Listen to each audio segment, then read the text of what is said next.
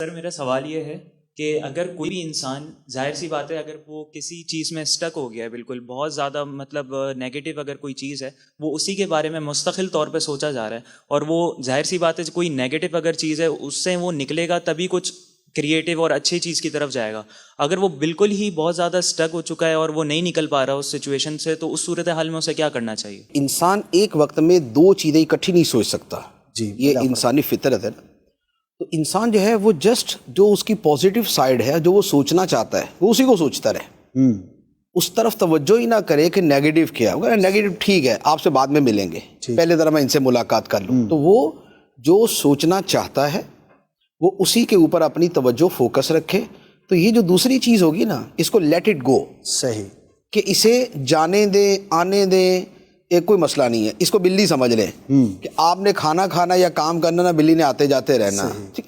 تو ایک تو یہ ہوتا ہے کہ آپ کسی ایک شے کو جب سوچیں گے تو دوسری سوچ وہ یوں کہہ رہے کہ لاشعور کے اندر، سب کانشیس کے اندر ضرور چل رہی ہوتی ہے، لیکن کوئی مسئلہ نہیں ہے، مغلوب رہے گی. وہ مغلوب رہے گی.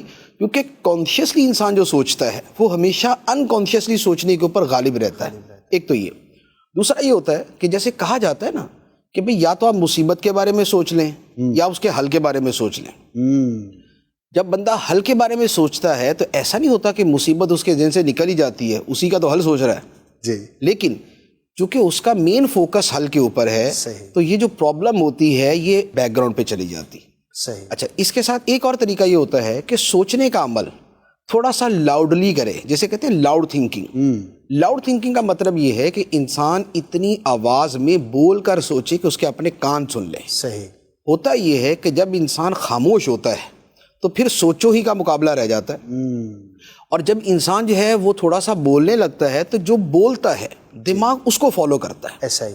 اب جب وہ اپنے اصل مسئلے کی طرف جو وہ سوچنا چاہتا ہے، جب وہ اسی کو بولتا رہتا ہے کہ اچھا اگر میں یہ کروں گا تو یہ ہو جائے گا، مجھے یوں کرنا چاہیے، اس کا یہ نتیجہ نکلے گا، اس کے لیے مجھے فلاں سے مدد لینی پڑے گی. جب وہ لاؤڈ تھنکنگ کرے گا تو اس کی وجہ سے وہ جو دوسری سوچ جس میں وہ سٹک تھا وہ آہستہ آہستہ جو ہے نا وہ بالکل جو ہے نا وہ ڈائلیوٹ ہوتی جائے گی، وہ پگھلتی جائے گی. اچھا، تیسرا طریقہ یہ بھی ہوتا ہے کہ لکھ کر سوچیں.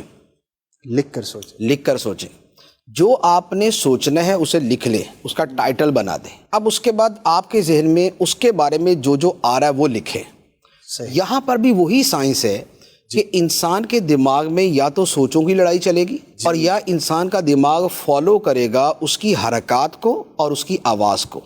جب وہ لاؤڈ تھنکنگ کرتا ہے تو اب دماغ ادھر چلا جاتا ہے، جب وہ لکھنے لگتا ہے تو دماغ اس طرف متوجہ ہو جاتا ہے، اور جو آنکھوں سے انسان دیکھ رہا ہوتا ہے دماغ اسی کے بارے میں غور کرتا ہے. اب وہ لکھ رہا ہے، دماغ اسی کو فالو کر رہا، جس سوچ میں وہ سٹک ہے تو وہ سائیڈ میں رہے گی. اچھا، جب اگلی مرتبہ دوبارہ سوچنے بیٹھے اس کے اوپر، پھر وہی پیپر اس کے سامنے، جیسے ہی وہ پیپر سامنے آئے گا اس کی سوچوں کا رخ مڑ جائے گا اس کی طرف. جیسے انسان کبھی کچھ سوچ رہا ہوتا ہے اور یکدم اس کے سامنے کوئی انسیڈنٹ ہو جائے یا کوئی ایکسیڈنٹ ہو جائے تو اس کی ساری سوچیں ادھر ادھر ہو جاتی ہیں اور انسان اس چیز کو دیکھنے لگ جاتا ہے، کیونکہ انسان کا دماغ اس کے اعضاء کو فالو کرتا ہے. اچھا، اس کے پیچھے ایک اور سائنس ہے جس کے بارے میں کہا یہ جاتا ہے کہ اسے سیگمنٹ فرائڈ نے اور اس کے شاگردوں نے دریافت کیا، لیکن جو میں نے مطالعہ کیا اس سے مجھے یہ سمجھ آیا کہ اصل امام غزالی رحمۃ اللہ علیہ نے اس کو ایجاد کیا. اور امام غزالی رحمۃ اللہ علیہ نے بھی جو اس کو لیا ہے اس کے پیچھے بھی نبی پاک علیہ الصلوۃ والسلام کی ایک حدیث مبارک ہے. وہ کیا ہے؟ میں ادھر سے شروع کرتا ہوں، سیگمنٹ فرائڈ سے شروع کرتا ہوں. اس نے یہ لکھا کہ انسان کی جو حرکات ہوتی ہیں وہ اس کی کیفیات کے تابع ہوتی. ایسے انسان اگر پریشان ہے تو اس کی حرکتیں بھی اسی طرح کی ہو جائے گی، انسان خوش ہے تو اس کے اعضاء بھی اسی طریقے سے حرکت کرنا شروع کر دیں گے. اب ایک انسان اداس ہے، غم زدہ ہے، پریشان ہے، وہ مسکرانا چاہتا ہے، وہ فریش ہونا چاہتا ہے، وہ خوش ہونا چاہتا ہے، کیا کرے؟ اب اصل تو یہ تھا کہ اعضاء نے فالو کرنا تھا اس کی فیلنگز کو. اب وہ اپنے جو حرکات ہے وہ اس کے اوپر توجہ دے کے اسے صحیح کرنا شروع کر دے، یعنی بلا وجہ مسکرانا شروع کر دے. صحیح. اچھا، اپنے آپ کو ایسا شو کرے کہ جیسے بڑا خوش ہے، بڑا تازہ دم ہے، بڑا حشاش بشاش ہے، بس موجے ہی موجے. جب وہ تھوڑی دیر یہ ایک فیک پریکٹس کرے گا اس کا نتیجہ یہ ہوگا کہ اس کی فیلنگ اس کے ایکشنز کے تابع ہو جائے گی. ایکشنز فیلنگ کے تابع تھی، لیکن اب فیلنگز ایکشن کے تابع ہو جائیں گی. تو اب کیا ہوا کہ ایکشن نے فیلنگز کو اپنی طرف کھینچ لیا. صحیح. امام غزالی رحمۃ اللہ علیہ نے جو اس کو اصل بیان فرمایا تفصیل کے ساتھ، وہ یہ فرمایا کہ انسان کے اندر جو بھی بری عادت ہے اسے ختم کرنے کا طریقہ یہ ہے کہ اصل تو برے اخلاق انسان کے اندر ہوتے ہیں. صحیح. یعنی غصہ ہے، نفرت ہے، عداوت ہے، حسد ہے، بغض و کینہ ہے، اندر کی کیفیت ہے نا. ایسا ہی.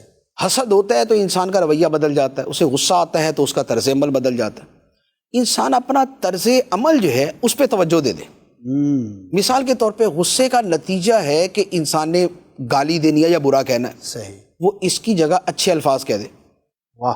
جب وہ اچھے الفاظ کہے گا نا تو اس کا غصہ ڈم ہو جائے گا.